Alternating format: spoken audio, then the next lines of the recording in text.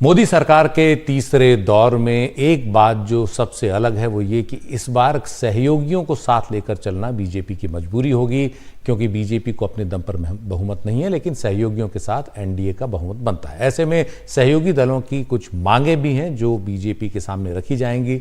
Janata Dal United ऐसा ही एक सहयोगी है। उसके नेता केसी त्यागी ने एक बयान दिया है, कहा है कि सरकार को अग्निवीर योजना की समीक्षा करने की जरूरत है। हालांकि उन्होंने साफ किया कि ये सरकार को समर्थन करने की कोई शर्त नहीं है, लेकिन सरकार को अग्निवीर योजना को लेकर नए तरीके से सोचना चाहिए। उन्होंने कहा कि अग्निवीर योजना को लेकर मतदाताओं का एक वर्ग नाराज है। हमारी पार्टी चाहती है कि जिन कमियों पर जनता ने सवाल उठाए हों उन पर विस्तार से चर्चा हो और उनका समाधान हो।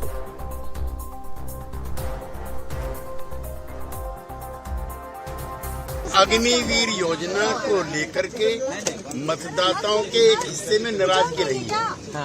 हमारी पार्टी चाहती है कि विस्तार से उन कमियों खामियों को दूर किया जाए जिसको लेकर के जनता ने सवाल उठाए।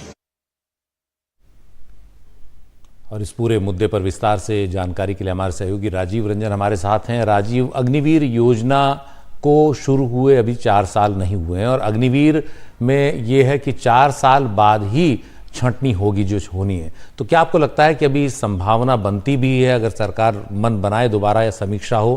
क्या आपको लगता है कि सरकार पर इस तरह का दबाव कहीं काम आएगा? विपक्ष ये सहयोगी दल जो है अग्निवीर की समीक्षा करवाने या उसे वापस करवाने में कामयाब हो पाएंगे? देखिए, ये जो सरकार बनने जा रही है, मोदी सरकार जो बनने जा रही है, वो गठबंधन की सरकार बनने जा रही है। और गठबंधन में खास तौर से जेडीयू की जो भूमिका जो होगी, जो 12 सीट जीत के लेगी, उसकी भूमिका काफ़ी अहम है।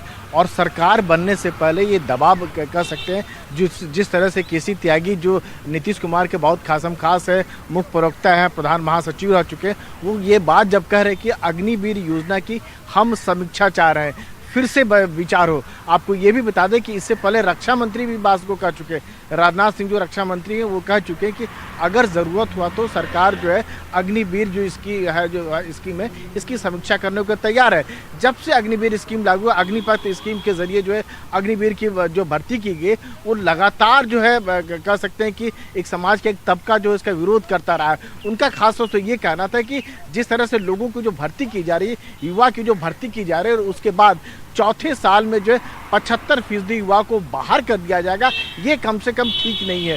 ये भी जानकारी मिल पा रही कि सेना के अंदर भी इस बात को लेकर विचार चल रहा है कि हम 25% ना रखें बल्कि 50% को रखें। और खासतौर से जो सेना में जो मेन पावर की जो पहले से कमी है, आपको याद होगा कि कोरोना के समय जो सेना में जो भर्ती हुआ करता था, तकरीबन 1 से 1.5 लाख भर्ती हुआ करता था, वो भर्ती कम से कम 2 साल तक नहीं हुआ।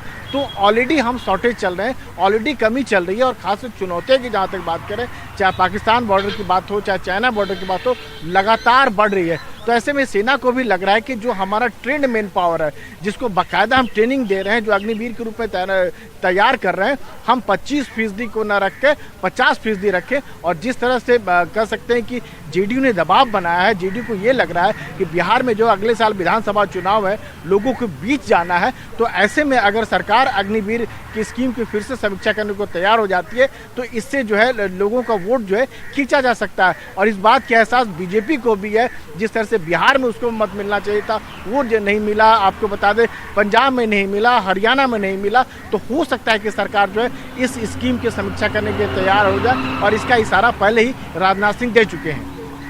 जी, और जेडीयू भले ही अब ये मांग कर रहा हो, लेकिन इस तरह की खबरें थी कि सेना में इंटरनल सर्वे इसको लेकर अंदरूनी सर्वे पहले से चल रहा है कि समीक्षा इसकी की जाए, कितना कामयाब होगा या नहीं होगा, या जवानों का की क्या राय है।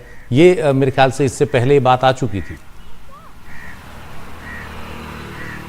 बिल्कुल आप सही कह रहे हैं। सेना में बाकायदा इसको लेकर समीक्षा हो रही है। और खास तौर से सेना में केवल अग्निवीर के लोगों से नहीं बातचीत हो रही है, जो जिस कमांड में जहां गए हुए हैं उसका कैसा रिस्पांस है, जो और उसके बाद जो कहा गया कि आप 4 साल के बाद जो है बाहर चले जाइएगा, कैसा रिस्पॉन्स है, कैसा परफॉर्मेंस है और इनको कहाँ कहाँ तैनात किया जा रहा है, इन सारी चीज़ों की समीक्षा की जा रही है। और आज की तारीख में अग्निवीर जो है केवल समुद्र में युद्धपोत में तैनात नहीं है बल्कि चाइना बॉर्डर में भी तैनात है, यानी सेना का एक अहम हिस्सा बन चुके हैं। तो सेना को भी लग रहा है कि जो हमारा ट्रेंड मैन पावर है, जिसको हमने बाकायदा ट्रेनिंग देकर तैयार किया है और जो मेंटली फिजिकली हर लिहाज से फिट है, वो हम 25% क्यों रखें, हम 50% क्यों ना रखें। और सेना के जो कई सारे इथोस की बात जो है, सेना के अंदर की बात करें या सेना के जो बाहर जो रिटायर्ड पर्सनल हो, उनका भी ये कहना है कि 25% के बजाय 50% लोगों को रखा जाना चाहिए और 50% को भले ही सरकार बाहर करे, लेकिन उनको भी कहीं ना कहीं जो आर्म फोर्स दूसरे जो पैरामिलिट्री फोर्सेज या दूसरे बैंक की जगह उनको एकोमोडेट जरूर करे। जी बहुत बहुत शुक्रिया राजीव इस पूरी जानकारी के लिए।